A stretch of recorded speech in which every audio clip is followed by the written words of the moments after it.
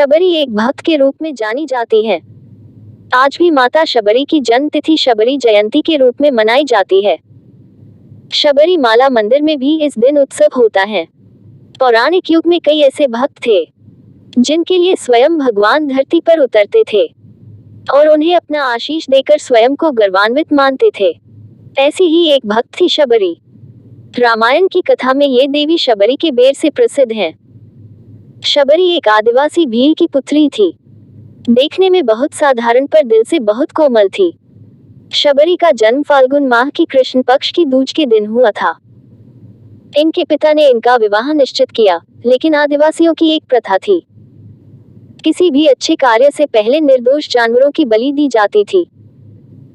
इसी प्रथा को पूरा करने के लिए इनके पिता शबरी के विवाह के एक दिन पूर्व 100 भेड़ बकरियां लेकर आए। तब शबरी ने पिता से पूछा, पिताजी इतनी सारी भेड़ बकरियां क्यों लाए? तब पिता ने कहा, शबरी यह एक प्रथा है जिसके अनुसार कल प्रातः तुम्हारी विवाह की विधि शुरू करने से पूर्व इन सभी भेड़ बकरियों की बलि दी जाएगी। ये कहकर उसके पिता वहां से चले जाते हैं। प्रथा के बारे में सुन शबरी को बहुत दुख होता है। वो पूरी रात उन भेड़ बकरियों के पास बैठी रही और उनसे बातें करती रही।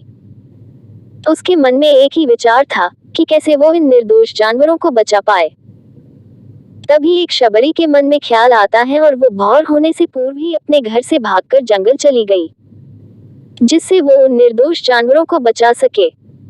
शबरी भलीभांति जानती थी, अगर एक बार वो इस तरह से घर से जाएगी तो कभी उसे घर वापस आने का मौका नहीं मिलेगा।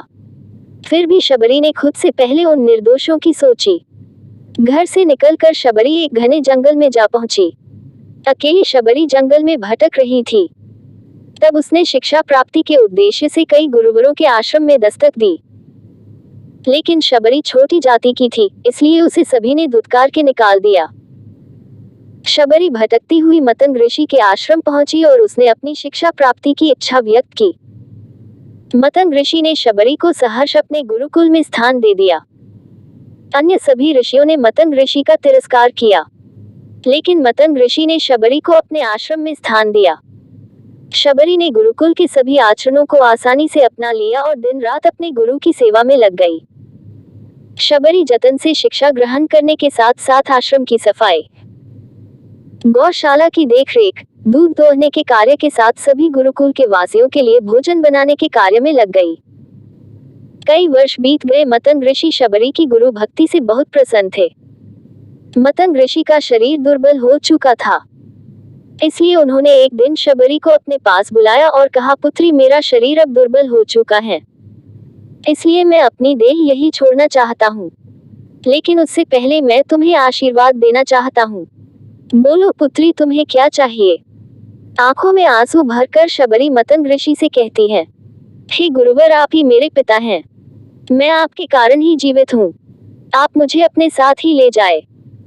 तब मतंग ऋषि ने कहा, नहीं पुत्री, तुम्हें मेरे बाद मेरे इस आश्रम का ध्यान रखना है। तुम जैसी गुरु परायण शिष्या को उसके कर्मों का उचित फल मिलेगा।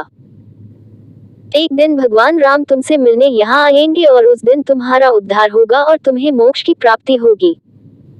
इतना कहकर मतंग ऋषि अपनी देह त्याग कर समाधि ले लेते हैं। उसी दिन से शबरी हर रोज प्रातः उठकर बाग जाती है। ढेर सारे फल इकट्ठा करती, सुंदर सुंदर फूलों से अपना आश्रम सजाती। क्योंकि उसे भगवान राम के आने का कोई निश्चित दिन नहीं पता था, उसे केवल अपने गुरुवर की बात पर यकीन था, इसलिए वो रोज राम के इंतजार में समय बिता रही थी। वो रोजाना यही कार्य करती थी। एक दिन शबरी आश्रम के पास के तालाब में जल लेने गई। वही पास में एक ऋषि तपस्या में लीन था। जब उसने शबरी को जल लेते देखा तो उसे अछूत कहकर उस पर एक पत्थर फेंक कर मारा और उसकी चोट से बहते रक्त की एक बूंद से तालाब का सारा पानी रक्त में बदल गया। ये देखकर संत शबरी को बुरा भला और पापी कहकर चिल्लाने लगा। शबरी रोती हुई अपने आश्रम में चली गई।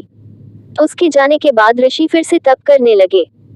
उसने बहुत से जतन किए, लेकिन वो तालाब में भरे रक्त को जल नहीं बना पाया।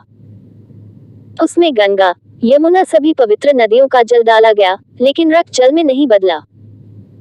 कई वर्षों बाद जब भगवान राम सीता हरण के बाद उनकी खोज में वहां आए, तब वहां के लोगों ने भगवान राम को बुलाया और आग्रह किया कि वे अपने चरणों के स्पर्श से इस तालाब के रक्त को पुनः जल में बदल दे। राम उनकी बात सुनकर तालाब के रक्त को चरणों से स्पर्श करते हैं, लेकिन कुछ नहीं होता। ऋषि उन्हें जो जो करने बोलते हैं वे सभी करते हैं, लेकिन रक्त जल में नहीं बदला। तब राम ऋषि से पूछते हैं, हे ऋषिवा, मुझे इस तालाब का इतिहास बताए।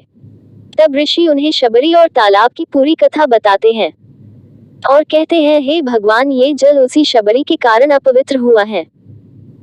तब भगवान राम ने दुखी होकर कहा, हे गुरुवर, यह रक्त उस देवी शबरी का नहीं, मेरे हृदय का है, जिसे तुमने अपने अपशब्दों से घायल किया। भगवान राम ऋषि से आग्रह करते हैं कि मुझे देवी शबरी से मिलना है। तब शबरी को बुलावा भेजा जाता है। राम का नाम सुनते ही शबरी दौड़ी चली आती है। राम, मेरे प्रभु, कहती हुई जब वो तालाब के समीप पहुंचती है, तब उसके पैर की धूल तालाब में चली जाती है और तालाब का सारा रक्त जल में बदल जाता है। तब भगवान राम कहते हैं, देखिए गुरुवर, आपके कहने पर मैंने सब किया, लेकिन ये रक्त भक्त शबरी के पैरों की धूल से जल में बदल गया। शबरी जैसे ही भगवान राम को देखती है, उनके चरणों को पकड़ लेती है और अपने साथ आश्रम लाती है। उस दिन भी शबरी रोज की तरह सुबह से अपना आश्रम फूलों से सजाती है और बाग से चक चक कर सबसे मीठे बेर अपने प्रभु राम के लिए चुनती है। वो पूरे उत्साह के साथ अपने प्रभु राम का स्वागत करती है और बड़े प्रेम से उन्हें अपने झूठे बेर परोसती है। भगवान राम भी बहुत प्रेम से उसे खाने उठाते हैं। तब उनके साथ गए लक्ष्मण उन्हें रोककर कहते हैं, भ्राता, ये बेर झूठे हैं। तब राम कहते हैं, लक्ष्मण, ये बेर झूठे नहीं, सबसे मीठे हैं, क्योंकि इनमें प्रेम है।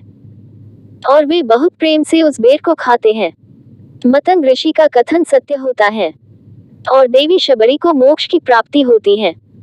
और इस तरह भगवान राम शबरी के राम कहलाए।